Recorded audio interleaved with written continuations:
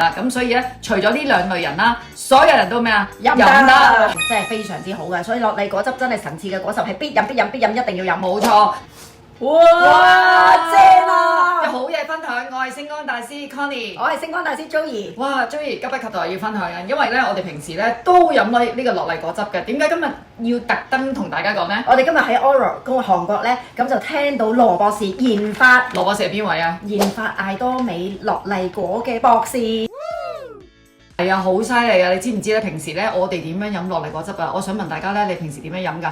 係咪咧都係搣開跟住飲次俾你睇。好，正確飲法，佢嘅設計咧咁樣搣打開個口咁大嘅原因就係咁樣飲晒爽啊！點解要咁樣飲嘅？就係因為咧，原來我哋唔可以就咁啜啊，因為你有一啲咧好正嘅微量元素仲喺入邊㗎。佢咧個微量元素係咩咧？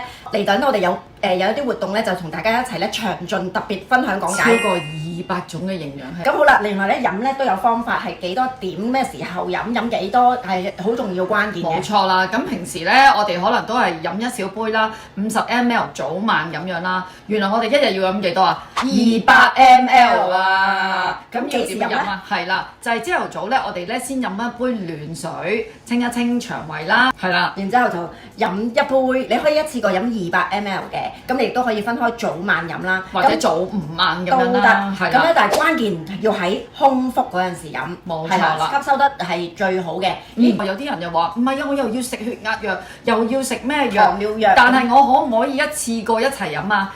梗係得啦，係啊。咁點解呢？因為原來咧同埋一齊食嘅話咧，係會提升吸收藥力嘅效能嘅。冇錯，原來我哋身體都已經係有狀況出現㗎嘛。樂麗果係幫我哋修復細胞，亦都幫我哋身體嘅機能容易吸收。咁有啲人話食咗藥都唔見有效，原因就根本個機能都唔能夠吸收，吸收唔到啊，幫到手啊！你飲咗呢一個之後，再加埋食藥呢，就事半功倍啦。係啦，所以呢，你食緊藥又好，或者你平時食保健品都好啦，都可以一齊食嘅，冇問題。太太要買俾先生食，先生都要買俾太太食。點解呢？首先咧就係咩功能啊？講得先生嘅話，係啦，先生就一定會提升功能嘅。係啦，咁太太咧就可以保護我哋嘅子宮啦，預防嘅乳房。係啦，所以減輕咗有罹患呢個乳癌或者子宮癌嘅風險嘅。太太除咗飲呢個之外咧，加埋一種嘅個菜類咧，係會相得益彰嘅喎。就係 broccoli。冇錯啦，就係西蘭花啦。但係西蘭花一定要用我哋嘅洗潔精咧洗過先好食啊！如果唔係咧，就應該會有好多農藥喺入邊啊。係啊，殘留咗嘅話咧，咁你就唔係同樂麗果一齊飲去事半功倍，你係只係攞樂麗果幫你排毒就嘥咗。冇錯啦，所以女士們，阿羅博士已經講咗啦，一定要飲樂麗果汁加咩啊？西蘭花係啦。咁仲有喎，有啲人咧可能會話我腎有事喎，或者甲有事喎，我飲唔飲得啊？梗係得啦。係點樣飲法呢？原來當我哋身體有症狀嘅時候呢，你就循序漸進，就唔需要話一次過要飲200 ml 嘅濃郁嘅。你可以咧開稀佢，可能1:1又好，幾多比例你自己中意啊。咁咧開稀咗咧就分段時段飲，咁一日可以分晒，可能50 ml 咁樣分4次，咁30 ml 分幾次咁樣啦。總之就開稀佢。你話如果話我真係好擔心我嘅身體咧，真係幾嚴重嘅皮膚問題啊，或者係炎症啊，有好犀利嘅鼻炎啊各方面，咁咧你驚佢好似中醫咁樣嘅免疫反應啊、好轉反應啊咁樣咧，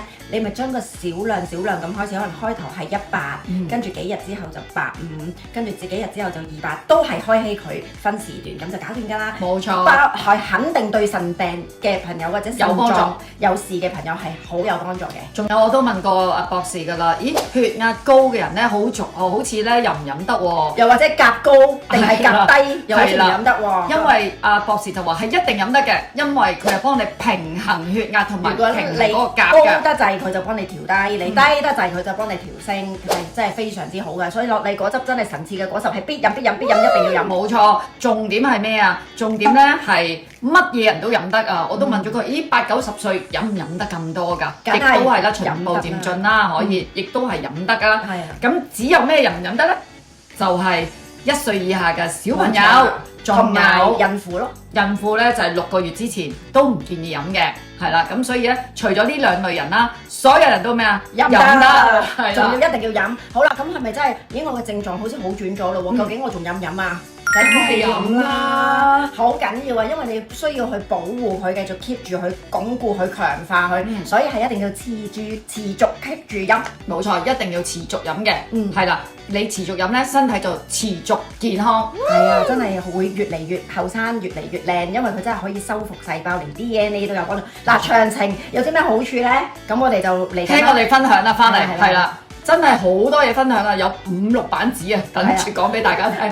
有啲見證咧真係好正，但係我哋冇辦法影到，因為有啲係有私隱嘅問題啦。但係羅博士自己咧，哇！我真係覺得佢一個驚人嘅見證，好勁咯。佢之前咧係 M 字頭嘅，冇乜頭髮㗎，好稀疏㗎。係啊。即係當然，我哋嘅洗頭水都好有用啦。但係原來佢飲咗樂麗果之後咧，哇！佢真係好濃密㗎，靚仔晒，後生咗幾多啊！冇錯。同埋咧，阿羅博士講咗咧，我哋嘅樂麗果酵素點解發酵過好咧？發酵過嘅話咧，佢個分子係好細，容易吸收。冇錯，但係都有詳盡嘅解釋，都係留待我哋嘅影片下一次再同大家分享，或者我哋有活動你就記住嚟參加，叫埋你啲朋友仔嚟，幫到好多人㗎，好有使命感㗎。最緊要而家你清楚咗點樣飲。同埋飲幾多先？我哋今日已經飲第4包啦。係啊，第4包啦，好正啊！非常之正。好啊，咁我哋嚟緊聽我哋分享啦。OK，好，再見。